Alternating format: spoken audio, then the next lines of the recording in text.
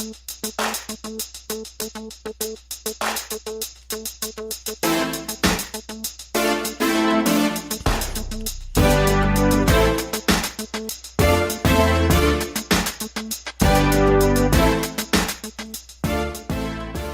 and welcome to the Black Entrepreneur Blueprint Show.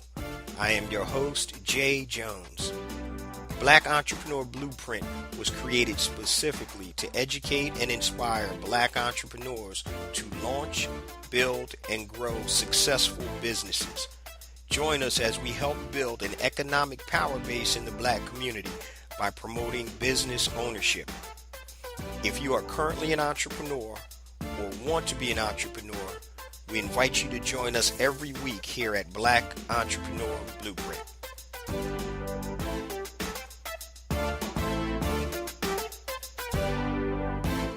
Welcome to the Black Entrepreneur Blueprint, episode number 195. I'm your host, Jay Jones, and today we have a dynamic show in store for you. Today we're going to be talking with Mr. Elijah Tyson. He's a recent graduate of the University of Buffalo in May of 2017. But peep this, unlike most of his classmates who went to corporate America, Elijah decided to work on his two businesses that he's created while he was in college. His first one, he's the owner of Hustle Aesthetic Fitness, which is a fitness training and online platform. And also he's a CEO of a tech startup called Cold Space LLC. This young man is wise beyond his years, and we had a great dialogue. Now, after the interview, I'm going to give you some takeaways and some feedback because I think this is one of the best interviews, especially if you're in the beginning phases of entrepreneurship. So before we get to the interview, just a little housekeeping. Just wanted to remind you guys, my new book, A New Black Wall Street, is about to drop next week. A New Black Wall Street. It's a long title, but check it out. A New Black Wall Street, Circulating Black Dollars by Building Successful E-Commerce Businesses. 12 Steps to Six Figures in 12 Months, part-time. I'm going to read that again. A New Black Wall Street, Circulating Black Dollars by Building Successful E-Commerce Businesses. 12 Steps to Six Figures in 12 Months, part-time. It's time for us to circulate these black dollars, guys, worldwide and start learning to generate our own wealth. So that's coming up. It's going to drop next week. I'll actually put it on social media so you guys will know that. Also, my new course, Educated E-Commerce, drops May 1st. So go to educatedecommerce.com come May 1st and definitely sign up. All the pre-launch discounts are over, but still it's going to be a great course, and you're going to be able to invest in yourself to help start building your business and then be able to circulate money in the black community. We're about to get into this interview with Mr. Elijah Tyson. I got my Philly native Beanie Siegel in the background. My spidey senses are tingling. Feel something got my radars up.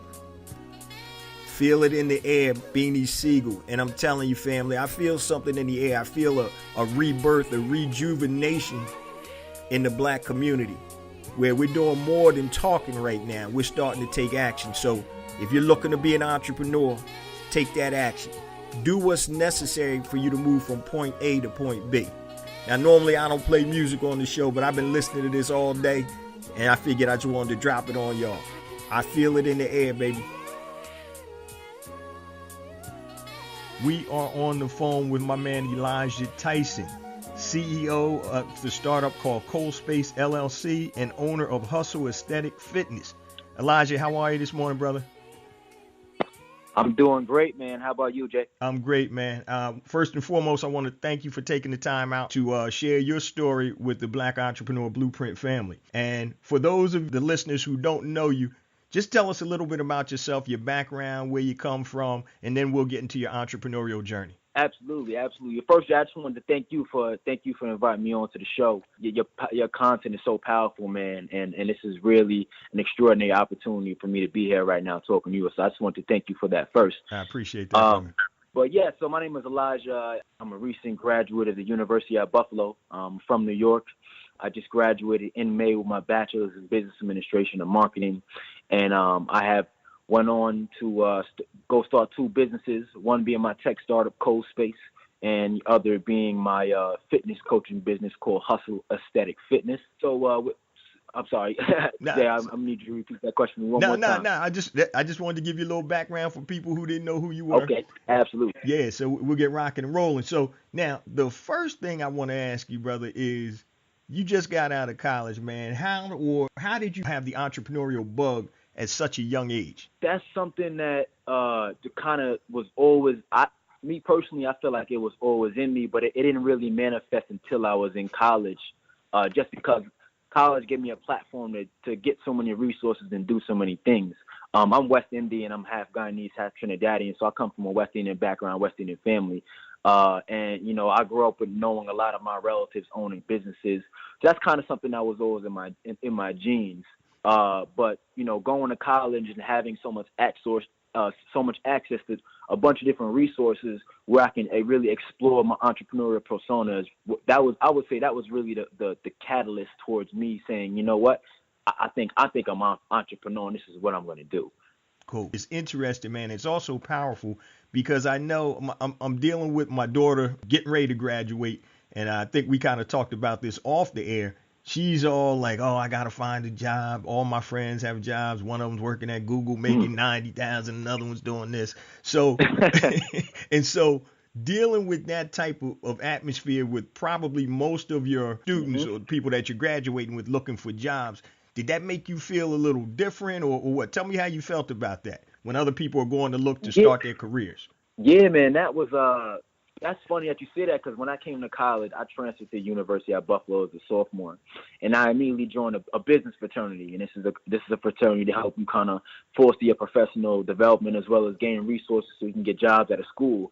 So I was in a community with a lot of people that were on that hard job search for after college, Hmm. and it dawned upon me senior year, like, you know what? After doing my internships and really getting the feel of what the corporate world was like and saying, you know what, nah, that ain't for me. I was all right. You know what? I'm gonna just go straight cold turkey, self-employed. And when it came towards that last spring semester and everybody's out here, I just got accepted to this company. I just got this offer.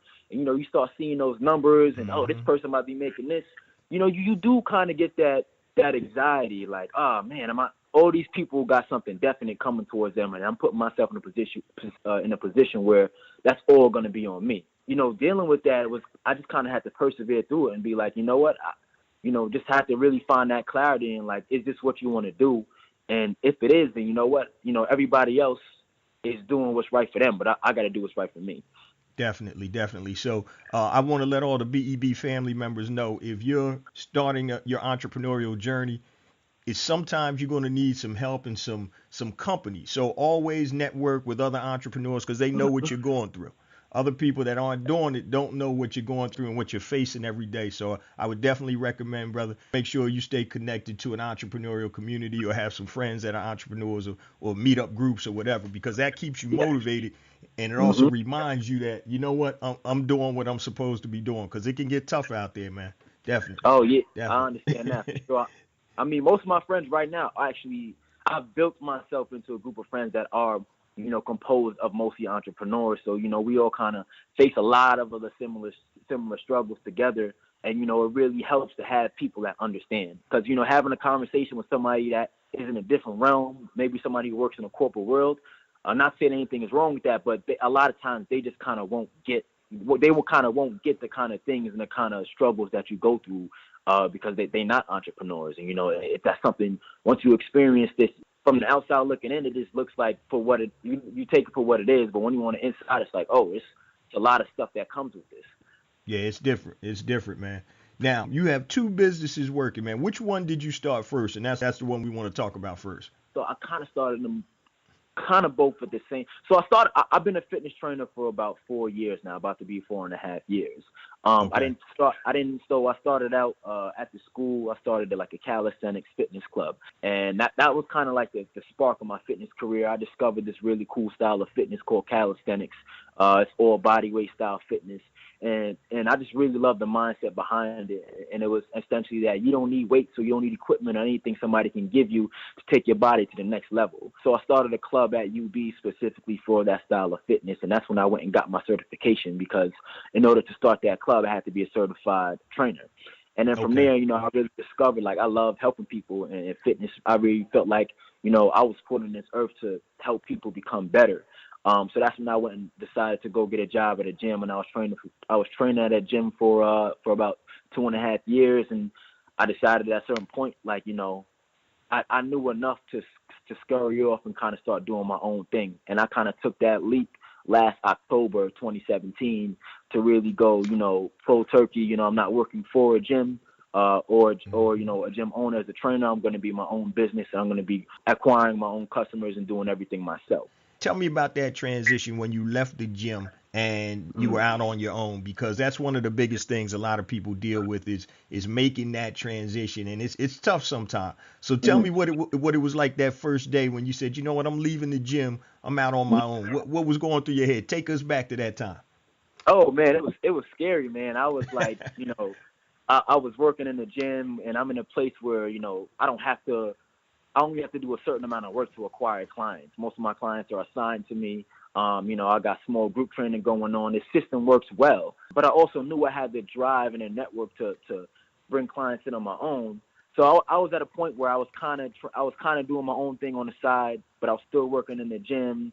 And there was some stuff going on with the gym. We didn't know whether it's getting sold or not. All the stuff that was kind of going on. And I said, listen, man, like I gotta do this thing on my own. Like, I started looking at the numbers and saying, like, if somebody's paying me if somebody's paying me this amount for my time, I got to be worth so much more.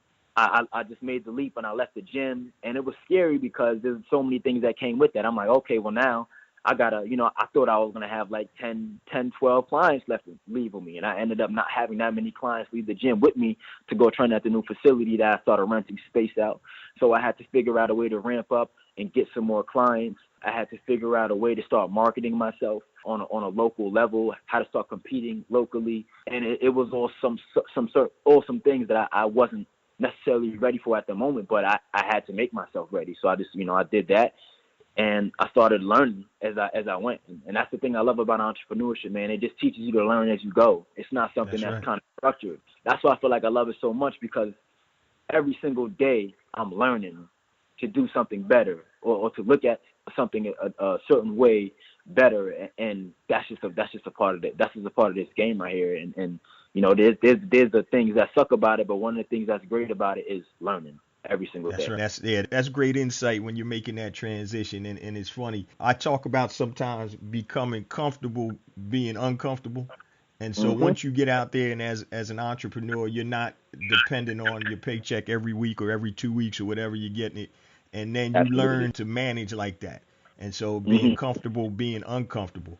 Now, let me ask you, what's the pay type structure in terms of when you work at a gym as a fitness instructor? Do you still get paid a salary in a percentage of what you make with the clients, or how does that work? I'm just trying to figure that out, so we'll let the BEB family know. So it all depends on what kind of gym you're working at. If you're working at a big box gym and you're working full time, you might get paid a salary. It's usually hourly based on your personal training session, whether it's a private session, whether it's an hour, half an hour, or small group training or private training.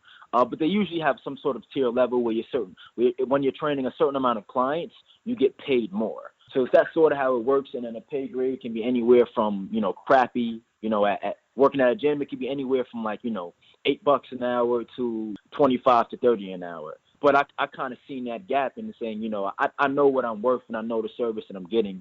And, when the gym is charging clients $80 an hour to train and I'm only getting paid, 20 something bucks an hour, I'm just like, that margin is kind of crazy, man. I said, am I really, I said, what's my hour really worth?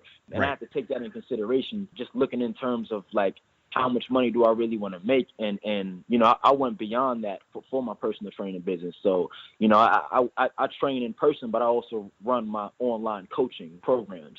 And essentially with Hustle Aesthetic, which is essentially the online coaching programs that I'm running, I wanted to create fitness programs for entrepreneurs who got little time that need to find out a system and a way and a lifestyle to live to stay in shape so they can perform at their peak performance in all the areas of life. And I made that correlation when I started going full time being a founder of my tech startup, and I'll explain that a little bit further on. I guess after we talk about Cold Space a little bit. So one of the things that I wanted to find out, and I know the BEB family members want to know, is in terms of financing your business when you started out with Hustle Aesthetic Fitness. How did you finance that? Because you left, or did you do it and kind of set it up before you left working at one of the clubs you were working? Or did you just go cold turkey and quit and say, okay, now I need to do A, B, C, D, and E, and then start my business? So how did you finance that? Because that's one of the biggest issues a lot of entrepreneurs have. Absolutely. So one of the things is I definitely set it up, I would say, before. I set it up and kind of had to become very knowledgeable of my expenses in terms of marketing, in terms of facilities, and et cetera. So the first thing I did was shop around at a couple of other different gyms to see how much I can get space for on a monthly basis. And I found a couple of good prices. So that was one. Okay, if I got a space to train my clients and I know how much it is, then that's the beginning. Then I kind of started looking in the different systems and the way I was going to market myself, and kind of trying to I essentially forecast the amount of money I was going to be spending on marketing and et cetera, to kind of get around how much money I was actually going to be spending a month to run my business. And luckily for me, with most of my business being online, I don't have a lot of overhead expenses. So it wasn't, a crazy amount of expenses where I felt very that scared to take the jump, but it was definitely still a significant amount where I said, okay, I need to save up some money and kind of be able to produce some cash flow so that way I can cover the expenses for the first couple of months while I'm still building up. Cool. Yeah, that makes a lot of sense. Now, you had talked about building cash flow, and your business is dead without cash flow. That's the lifeblood of your business. So Absolutely. Tell us what are some of your most effective marketing techniques as it pertains to Hustle Aesthetic Fitness? Hustle Aesthetic Fitness, well, considering, I'm really moving towards my online coaching platform in terms of scaling this business. And I'm doing that because of the mindset behind Hustle Aesthetic. And I felt like, again, I kind of built up a mindset towards being fit as an entrepreneur throughout my journey. And I was like, this thing works for me, and I've got other people results with this mindset and with this ideology, and I got to share this. And because of that, I kind of went into the model of kind of doing programs, but also on a monthly reoccurring basis to provide me with reoccurring revenue. So I have a couple of different tiered systems, but ultimately the business model behind that is to get reoccurring revenue, if that answers your question. Yeah. Now, in terms of acquiring new clients for your online model, how do you have to meet with them in person first and then create their specific online program? How does that work for the BEB family so they'll kind of understand exactly what you're talking about? Absolutely. Definitely funnels have been a huge help. I use a couple of different funneling software that allows me to almost pre-qualify my client the same way I would do in an assessment or a consultation assessment through different forms, funnels that are able to show the end result of what it would be like training for my platform, as well as answering some of the questions they may have that kind of pull them right into the point of making that decision, where it may be a call with me, or it may just be a simple click into the payment where they can be automatically directed to physical activity readiness form, so that we have to start designing their program there. So funnels have been a huge marketing technique in terms of marketing my services out there to people, as well as that whole tailoring the client in, doing the assessment, asking them what their goals are, trying to see how long they want to do a program for, all those kind of things. Funnels have helped a lot. Nah, that's good to know. BEB family, that light bulb should go off right now. We're talking about sales funnels. There's all types of different types of sales funnels that can help generate a consistent amount of business. So what's your first contact point in your funnels? Is it, are you doing Facebook ads? Are you doing word of mouth, or how do you get people into that funnel initially? A little bit of all. Facebook ads, word of mouth. It's usually a funnel that's usually run through a Facebook ad. Maybe it may be on a LinkedIn post or just word of mouth. Me being able to produce a link in some of the content that I put up organically. But what that funnel usually does is bring people into some sort of whatever value proposition I have put out there. Say if it was, are you tired of not being in shape because you don't have any time? If that has caught somebody, whatever content came with that, if that has caught somebody's attention, it'll bring them to a page where I kind of show them what type of program they're going to be on and type of results they can get from it. And usually a button that says, are you interested? Usually you got to frequently ask questions on it, because one thing I've learned from actually not getting sales is sometimes people ask questions, a lot of questions during the sales process. And some people may look at it like, oh my God, this is annoying. Like, why don't you just buy in? But for me, I kind of looked at it as like, okay, well, these are things that need to be communicated to my potential clients and customers before they even come into the program. And I started, I kind of started designing different frequently asked question forms that are in that funnel, so that way they can go into this one funnel page and see pretty much everything, get all the information they need to know to make a decision to see if they may be interested in a program or a challenge that I'm putting out. Great. So that's a lot of different content there that you're bringing in, and like you said, you have value propositions. So you're giving them something to raise their hand. Oh yeah, let me see what this is about. And I really like that. So BEB family, you just can't come in and sell your products and services, especially this type of work. You need to be able to give people something before you ask for something. So that's on point, brother. You Absolutely. young, man, but you wise. Thanks, man. I appreciate it. I'm trying to do. My man. So before we transition into your Cold Space LLC, because I know that kind of works a little bit with your hustle aesthetic, what motivates you to get up and do what you do every day, brother? I know we talked off the air about, the time you get up and you're working like crazy all day, man. What motivates you to do that, man? Whew. Oh man, that's a question that got a lot. That has a lot. I'm gonna keep it simple, man. Just being able to narrate my own life and create my own narrative. You know what I'm saying? One thing I always said is being free to me involves being free with being able to control my time. And what I see myself as, I don't see myself as a successful entrepreneur being successful because I make a lot of money. It would be being successful because obviously I make a certain amount of money, but because I can control my time. So I can contribute that time to, my 5 little brothers and sisters and my family. Really just being able to be there to help educate and to help change the narrative for our people, man, because this stuff happening every day, and we got to come to the point and realization that us as Black people, ain't nobody gonna save us, get us out the position we are besides ourselves. You know what I'm saying? It was my 23rd birthday last weekend, and happy belated, brother. Thank you, man. I appreciate. Actually, the day I spoke to you was my 23rd birthday. But just hearing about that kid who got shot out in Sacramento in his backyard 22 times. It's already a shame that I've learned to become numb to, like, oh man, another Black dude got shot by the cops. But it really hit me deep because I'm like, man, I'm enjoying my 23rd birthday right now. That kid right there, he is not going to be able to get a chance to experience this because of the social economic dynamics that this system has created. Exactly. And that just hits me. That wakes me up every single day to let me know, like, I got to be a part of changing the narrative, and not only providing for my family and myself and living a life that I want, but giving back to my community and bringing opportunities to my community so we can grow. I like that answer, man, when you talk about freedom, because that's something that when you can get up and do what you're supposed to do every day and work on projects and different businesses that you have a passion and a love for, there's nothing greater than that. And it's kind of hard to explain that to people that are still trying to make that transition. But once you get to that space, man, it's so hard to go back. And man, I applaud you, brother, for being that young and being able to identify that, being focused on what you want to do, and now going out and trying to make it happen, putting that action behind the thought in the process. So, absolutely. Thank you, Chad. I appreciate that.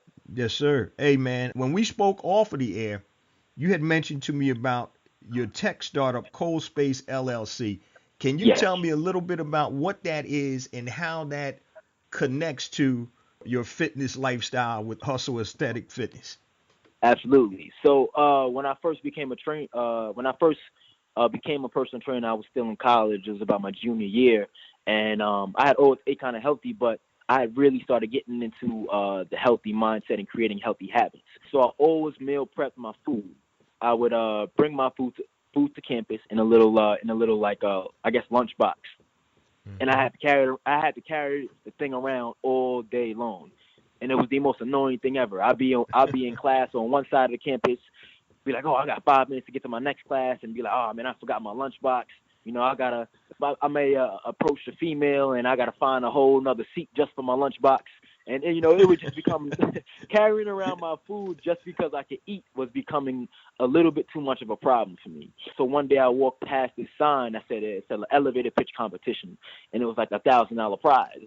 And so I walked into the office and I asked them about it, and they said, yeah, if you could come up with a problem and pitch your problem and your business model in 90 seconds, you may have a chance to win. So me being as entrepreneurial minded as I was, I said, sign me up right now.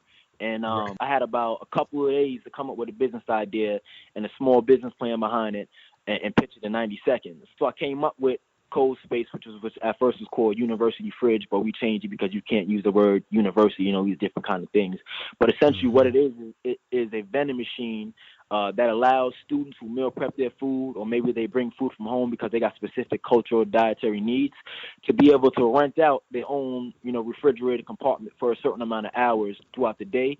So that way they don't have to carry around their food. And I ended up pitching it, and the person who was now my co-founder and partner helped me kind of work through the pitch and the small business model behind it, and I ended up winning that $1,000. And I said, hey man, let's do this thing. And then from there, just went on, and I honestly spent, most people spend their senior year just kind of turning up before they go out and got to live the life of an adult. But for me, man, I did about 5 or 6 business competitions my senior year, and I raised over 10K for my startup, and that's what kind of gave me a little bit of leeway, a little bit of cushion money to kind of really develop things through and bring it to what it is right now. That's what's up, man. That's a great concept because, I tell people all the time when they ask me, oh, I don't know what type of business to start, or I don't know if they're in the e-commerce space, they don't know what type of product they need to look at. And so I just told somebody last night, I was doing an interview, and I said, a lot of it depends on what do you use or what do you need? What problems can you solve in your personal life? And then you look, Absolutely. are other people having those type of issues or problems? And I mean, I think it's a tremendous idea, man. This thing could take on a life of its own, brother, because a lot of people are doing the meal prep thing. You want to eat healthy, and Absolutely. like you said, it could be dietary restrictions and things of that nature. And you got, instead of carrying around a lunchbox with a cold block of ice in there, whatever, Right. you know, put that thing up in, at a certain spot, go to your classes, do whatever you need to do, come back, and everything is good to go. It's a tremendous idea, man. It's a great Thank you, idea. man. What was that, the initial idea that you had for the contest, Yeah. the elevator Yeah. pitch competition? Yeah, that was the initial idea, and it was just Cool. kind of a quick idea. I just used a model that was already very familiar with people. Like, we have this thing called the campus zip card, where you can pretty much go get a membership, and you can rent like little cars on campus to go do your shopping or whatever for a certain amount of hours. So that Mm-hmm. model was very familiar to people. So when I compared my business model of renting this fridge compartment to that zip card model, it really was communicated well with people, and I think that's what helped me win that first little 1K. So you'd have to contract out with the different universities and provide them with the actual space. Is it a standard refrigerator? Or are you looking at individual locking components, or So what yes, on the technical aspect? What are you looking at? so there's hardware and software, and what I explained is essentially the very smaller scope of it. We got like a B2B model. We got a couple of different models and a couple of different expansions and functions of the technology. But I'm not going to go into that just Yeah, because we are cool. currently protecting in the process of protecting our IP. But to answer your question, we're not creating fridges. If you go to an Okay. investor and say, hey, I'm trying to create a new fridge, they're like, well, why am I about to give you my money so you can go out there and compete with fridge companies? We are creating more of an integratable technology that can be utilized in fridges to turn fridges into these vending machines. And that's kind of where we lie in terms of the actual hardware and the function of what we're trying to build right now. Great concept. It's funny, man, because I get approached by all types of different, I guess I've been out there looking at different business opportunities for 20 years or whatever. So I get approached by all types of different business opportunity promoters and things like that. One guy sent me some stuff. I didn't even ask for it, but he mailed it to me about, healthy vending, healthy eating now. They're getting big now. You got the right now.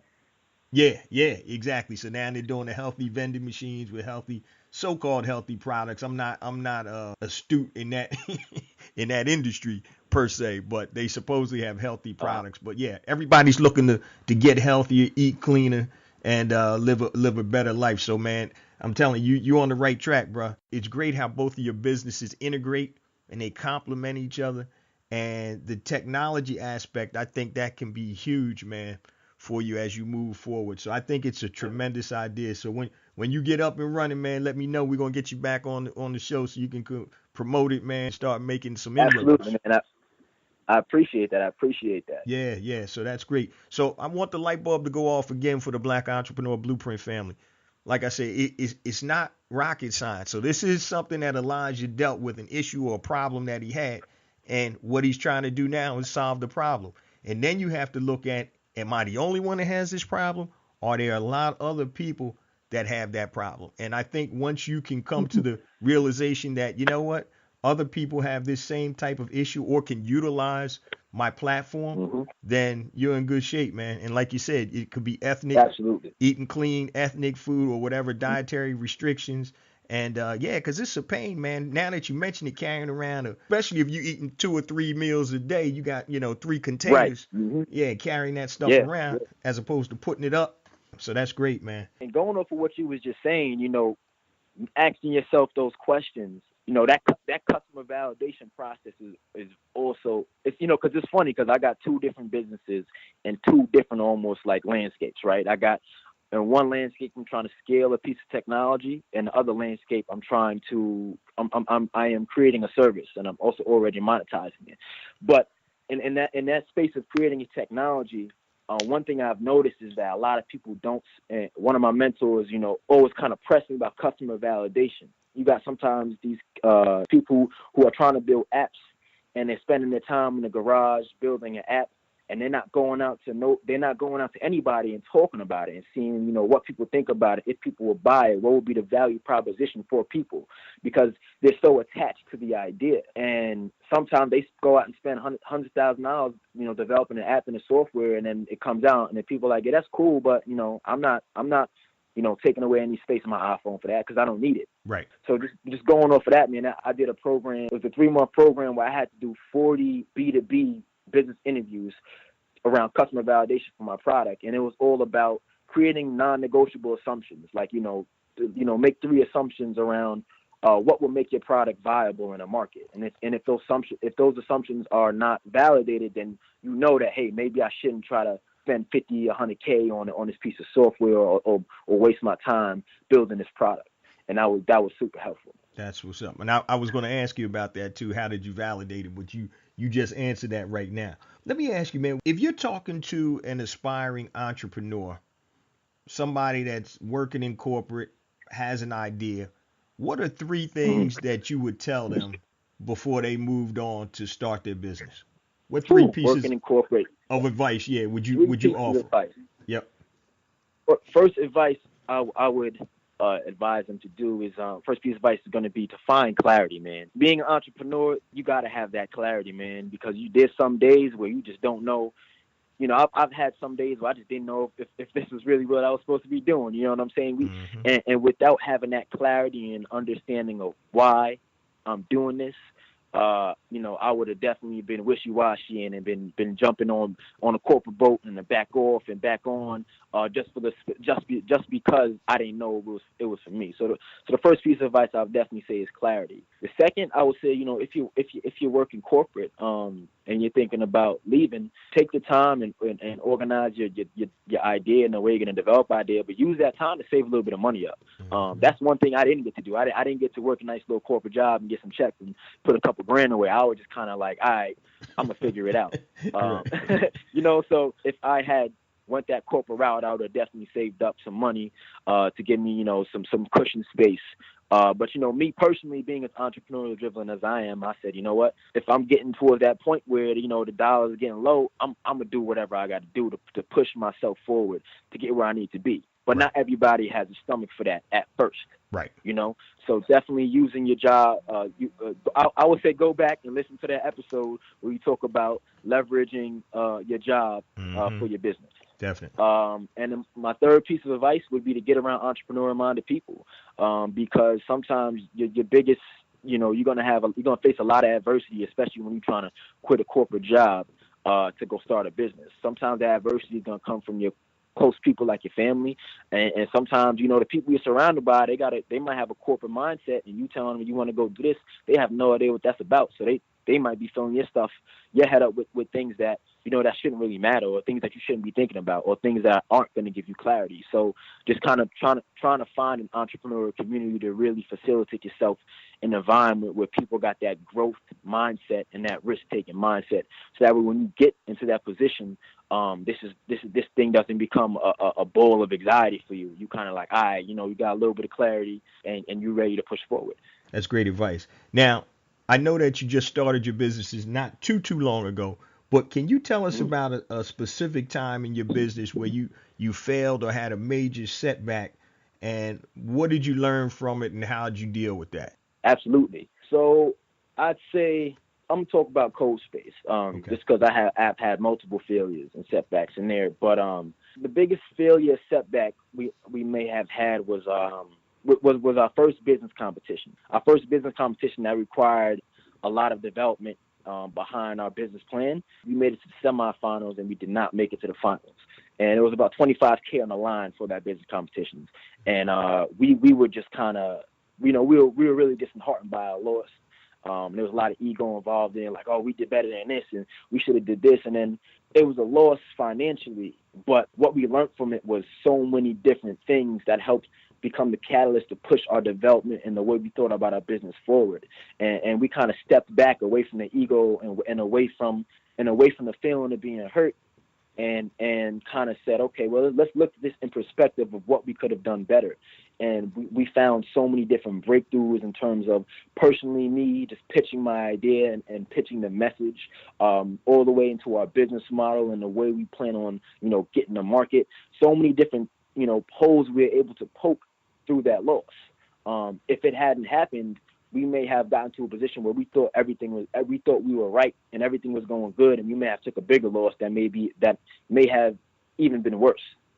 That's good. You're learning from your setbacks and not letting it deter you, but it actually helps you create and hone your skills and your pitch to move forward. So that's what they say, taking lemons and turn them into lemonade. So absolutely. Yeah, that's definitely. So was that the biggest competition that you lost in terms of the dollar wise, in terms of the reward for the competition? Yeah, I think I would say that is. We had one competition where it was about $100K on the line. Oh man. But we kind of knew we were still in the pre-prototype phase, so we were shooting for a certain mark on that competition, and we kind of got very close to it. But in terms of that competition, that $25K was feasible.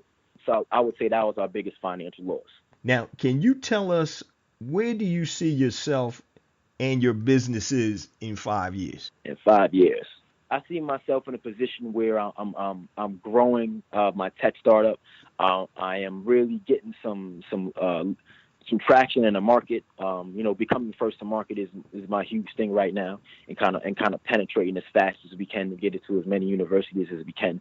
But within that, building my brand, Hustle Aesthetic. So this is going to come full circle back to what I was talking about and why I created the platform Hustle Aesthetic. And essentially, as I began to step into these entrepreneurial shoes, especially from the tech startup end, I started being in places where I was in rooms with a lot of people that didn't look like me. I was having to complete projects I had no idea how to do, and I were completely out of my scope of knowledge, and I just had to figure things out. And with that came a huge responsibility on the decisions I was making every single day. And I had to create habits behind those decisions and a routine. And with that came my health. And you may check my Instagram stories. I'm at the gym at 5 a.m. every morning, right? Mm-hmm. And that's a part of my habits.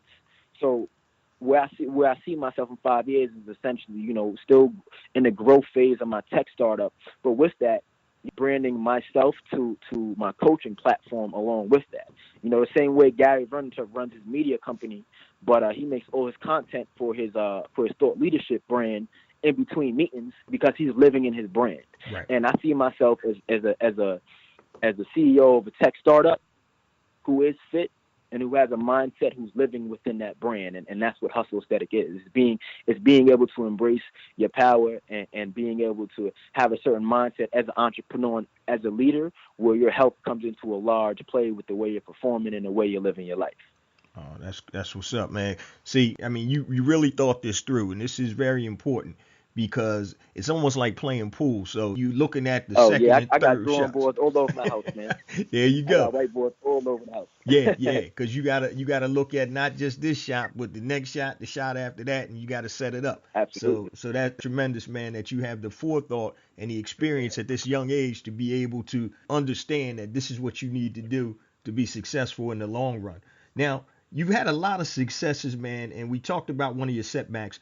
But so far in your entrepreneurial career, tell us what's your greatest achievement in any of your businesses? And it could be something minor that we may not think is great, but tell us something that your greatest achievement is in one of your businesses. I think the greatest achievement, I feel like every day in my fitness coaching business, my greatest achievement is me being able to get people results. But I think my greatest achievement was helping one of my clients. I had put him through a coaching program, and we had worked through kind of a fat loss and muscle gaining journey. And they got really good results, and they really followed all the information I gave them, and they followed the mindset. But after that, they had kind of hit me up with a private message, really talking about how, there was some really bad things happening with their life at the moment, Mm-hmm. and how, this mindset that I was coaching and what I had them doing physically really, really helped them push through that. And for somebody to tell me that, I changed their life, what I do, man, that hit me deep, man. And I didn't really notice, I love helping people, and I've always felt like I've been put on this earth to help people since I was young. I felt like I always seen the light and potential in people, and always made sure I was able to push that from my family members to friends.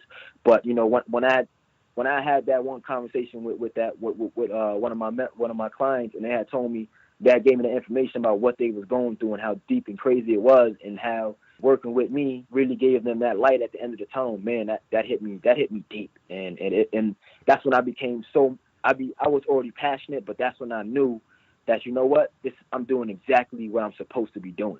Oh, And I think man. that was the most successful moment in my businesses this far. Man, you're gonna have a lot more of those coming. I trust me.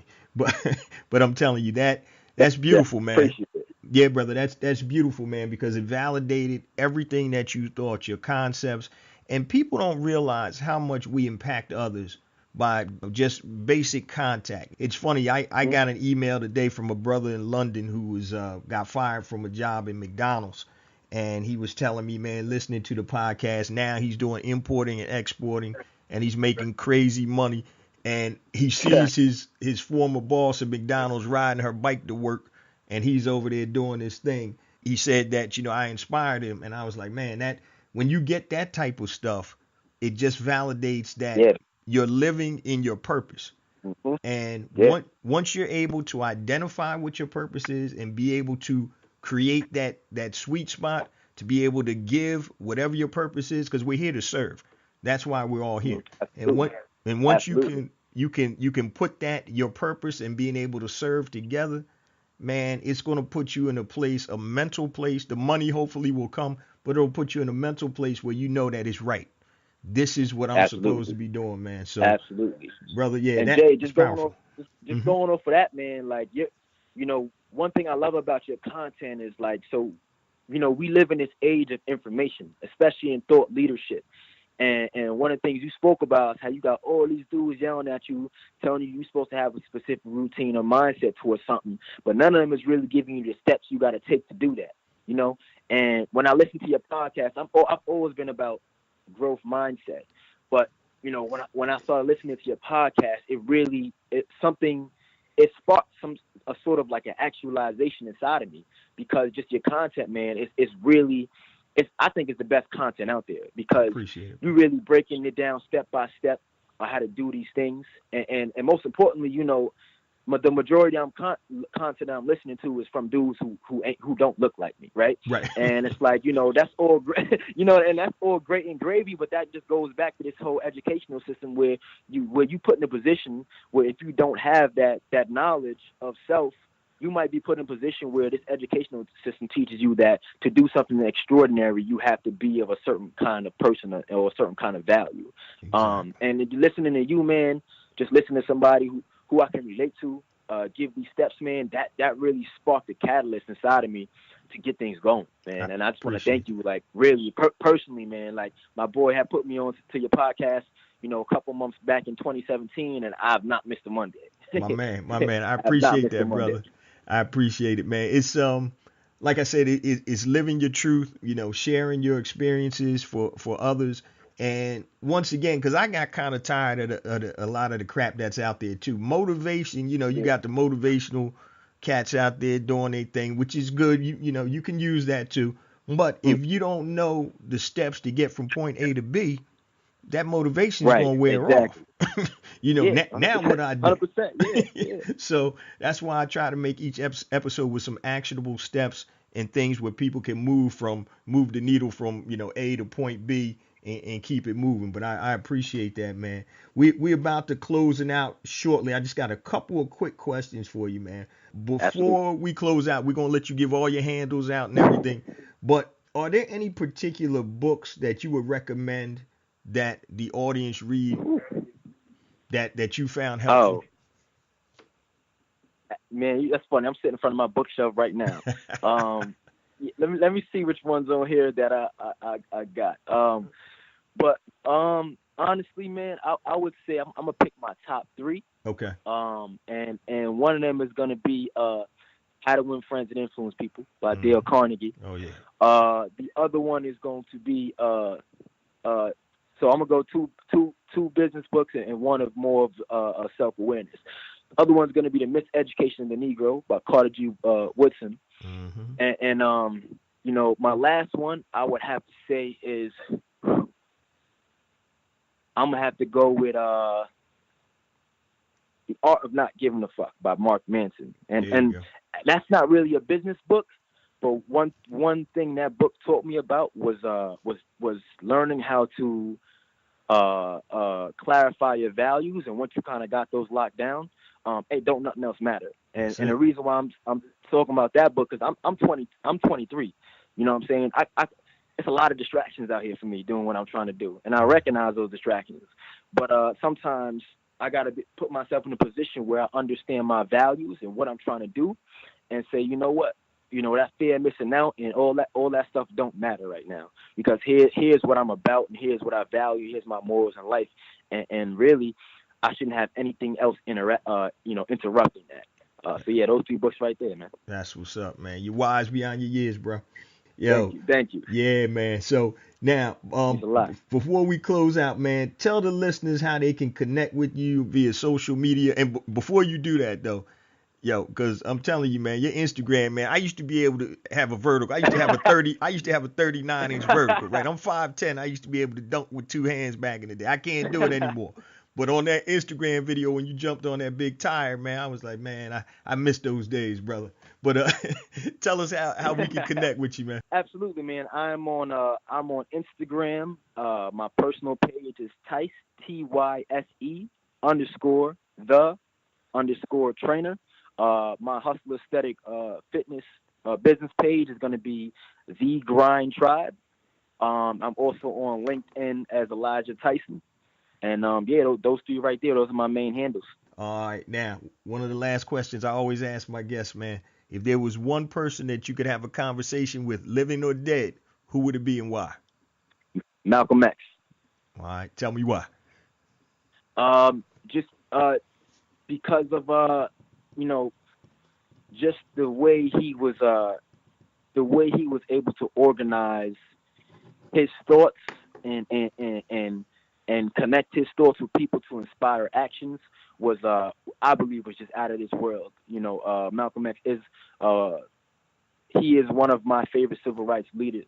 And just the way I connect to him just from hearing his speeches and reading his biography and that kind of stuff, that man had power and him being able to harness that power and utilize it responsibly was something that is a very hard task to do as a human being. So that's why it would be Malcolm X. Definitely. Yeah, he's great leader. Very prominent even today, even after Absolutely. He's been dead X amount of years. And a lot of the content and the concepts that he had are still prevalent. Brother, is there anything else that I forgot to ask you or you'd like to add before we close it out, man? Listen, if you are an upcoming or an entrepreneur trying to get in shape and, you got little time or maybe you need an environment that's more supportive of you, go on, visit me on my social media handles or go and hit my website, thegrindtribe.com. And, I got a bunch of tools on there looking to help entrepreneurs kind of facilitate a little bit of an easier landscape so that way they can get the body of their dreams while they're building a business of their dreams. That's what's up, man. And I just want to ask you real quick, and I know what the answer is, but I want you to expound on this. So how important is it to get your physical in order when you're an entrepreneur? Whew. Oh, man. It's 180% important. Just for the simple fact that, being an entrepreneur, you can have a mindset, you can have certain habits, but it all breaks down to the decisions that you make and what you do with your time. And a lot of times what you do with your time is contingent with how you feel with your time. You know what I'm saying? And especially being a black entrepreneur, it's almost like you got two jobs. One is just being a black entrepreneur and two is being an entrepreneur. You know what I'm saying? That right, brother. And with that comes a lot of anxiety that we got to deal with. You know what I'm saying? And making sure that your body is performing and giving you the output that it should is one of the most important things. Your body is think if you were to, I don't like to compare people's bodies to objects, but if your body was a car and you don't take care of your car, what's going to happen? Break down. It's going to break down. Yep. At the time you need it most. That's you're going to it. be like, damn, only if I would have just stopped. If I would have just stopped being cheap and got that oil change and did my brakes over. Yep. The same thing. People think you get a lot of times, especially in the tech startup world, but just overall, you think that being an entrepreneur involves a bunch of late nights and coffee and not eating like crap. Listen, man, you're going to burn out. It's at some point sooner or later. And you don't want to burn out at the wrong time and miss out on an opportunity that could be a big break. So take care of your body and keep it 100 so that way you can be performing not just in your business, but in every area of life the way you want to. My man, I appreciate you, brother. One more time before you close out, man, give us your handles real quick. Absolutely. I am on Instagram. My personal handle is Tyse, Tyse_the_trainer. Also, my business page is going to be The Grind Tribe, and I'm also on LinkedIn as Elijah Tyson, Elijah. Tyson is going to be Tyson. My man, I appreciate you, brother. Hey, look, I know I'm going to be hearing good things from you in the upcoming future. We'd love to get you back on, man, later on down the road, 6 months, whatever, Absolutely, 9 months. Man. So you can give us an update of what's going on. So Black Entrepreneur Blueprint forward to family, it. most definitely, we want to support my brother Elijah Tyson, a.k.a. Tyson the Trainer. And you know how we do it. Anybody that comes on the show, please show that love and support that we always do. My brother, I appreciate you, man. And like I said, we're going to be in touch off the air also. So I appreciate you, man. Absolutely, Thanks for Jay. sharing your time, brother. I appreciate the opportunity, of course. Thank you. Thank you for your time. You're welcome, brother. That's Elijah Tyson, a.k.a. Tyson the Trainer. Brilliant young man. Just have a few takeaways about this interview. This is one of my favorite interviews for several reasons. Number one, he's a young brother that's out there doing something. He bypassed corporate America because he wants to live his truth. And that's powerful. A lot of people can't do that because we're designed to go to college, go to school, go to college, and then get out and get a job. And he said, to heck with it, I'm going to live my truth. And so one of the benefits that he has is he's actually started his training business while he was in school. So that gave him a little head start, a little jump. Now, with the Cold Place LLC, I think that's a tremendous idea. And hopefully that he'll be able to move that forward. And we'll be able to see that all over the country, all over the world eventually. I said it a couple times in the show, but he has for a young age, he's very wise. A lot of wisdom in that young man. And, one of the things that I definitely took away from it, when I asked him about his 3 pieces of advice for new entrepreneurs, he talked, number 1, about defining your clarity or having clarity. Why are you doing what you're doing? Second, he talked about organizing your ideas and saving money. And he mentioned one of the episodes I talked about being able to leverage your current employer by saving your money. And the third piece of advice he gave was to get around entrepreneurial people. And you need to do that because, once again, we're kind of a different breed. And if you don't have those type of experiences or similar experiences, sometimes it's hard to be able to translate how you're feeling or what's going on in your business, because a lot of people just don't think like we do. So those things stood out to me also. But what I really liked was he was focused. He mentioned that, he can't do some of the things that his classmates and people his age are doing. He gets up at 4:30 in the morning. He goes to the gym. He's focusing on his body because your body definitely affects your mind and the way that you perform. And so he can't be out there running around. We talked off of the air, pretty candidly. And you can't be running around, drinking, chasing women, staying out all at night, stuff like that, and be a successful entrepreneur. Not just, with one business, but 2 businesses. And if you're a personal trainer, that's a part of one of your businesses. You have to be in shape. You have to have that energy to do what you do. And what I liked, he also talked about moving forward. He's trying to take his online coaching for his personal training to scale his business because he understands he can't trade dollars for hours. And after the interview, we talked, and we were just talking about some of the things that he's about to go through or going through as an entrepreneur. And one thing I will tell you guys, if you're able to create a passive or semi-passive form of income, that will free you up to do whatever God put you here on this earth to do. Be it real estate investing. You're going to have to do a little work collecting the rent. You might have to, if you don't have a property manager, you're going to have to fix things at your, rental places or whatever. But creating a passive or semi-passive income. Had a conversation with my daughter. She wants to write. But obviously she has to make money if she moves out to LA. And I was telling her, I said, you need to create passive or semi-passive income with, creating an online course that we had discussed before. Certain things that she's good at. So if you're looking to transition, you need to be able to replace your income. And if you can replace it with passive income or semi-passive income, e-commerce, you're going to have to do a little bit of work, but it's really passive income. Real estate investing, if you're renting out properties, you're going to have to do some work. But once you get it set up, it's passive or semi-passive income. And once you have that coming in, that frees you up to do whatever you need to do. Work on projects that you want to work on. Travel, do whatever you want to do. So I think that's the key to building the lifestyle that you want. I enjoy doing everything I do. I enjoy doing. I love doing the podcast. I love coaching. I love the digital marketing. I love creating new businesses and e-commerce with my different brands and my different products. I'm doing everything that I enjoy doing. I enjoy writing my book, the e-course that I'm doing that's getting ready to come out May 1st. I enjoy that. So I'm living in my purpose. So if you can create some type of semi-passive or passive income, that's going to free you up to do all kinds of things. But please, as we always do on the show, guys, let's support anybody that comes on the show. So you can go to thegrindtribe.com, thegrindtribe.com. And also on Instagram, it's Tyse, Tyse _the_trainer. Tyson the trainer, Mr. Elijah Tyson. Young brother, we're going to definitely keep an eye out for him and have him back on the show maybe in 6 months or a year to see how everything is going. But I really loved his passion, his fire, and his determination to get where he wants to get and do what he wants to do in his life. And he wasn't sidetracked by doing the normal thing what most people do after college, is going into corporate America. He always can do that. He's got his degree. So if he falls down and he has to come back into corporate, he's able to do that. So he does have a security net for him there. But before we close out, guys, please continue to spread the word. Black Entrepreneur Blueprint, the podcast, and also the blog.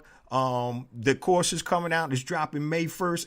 Educated e-commerce. The course is coming out. So if you're interested in building an e-commerce business and having that passive type, semi-passive income that's going to allow you to do what you want to do, when you want to do it, and who you want to do it with, check out educatedecommerce.com. Go on there May 1st, and it's going to drop.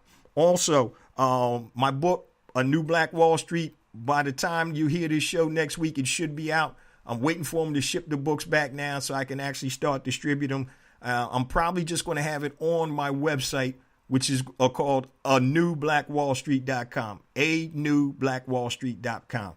ANEW blackwallstreet.com. Not blackwallstreet.com. anewblackwallstreet.com. That's my domain, and I'll put something up there. I'm actually going to sell it off of my own site before I even put it on Amazon, because I'm going to have some extra add-ons that I'm going to give people when they buy the book, some extra surprises. So we got that coming. So once again, if you need to connect with me, anything long or detailed, hit me on email, jjones@blackentrepreneurblueprint.com, JAYJONES @blackentrepreneurblueprint.com, Facebook, Black Entrepreneur Blueprint, Twitter, jjones001, Instagram, jjones4real, the number 4, REAL.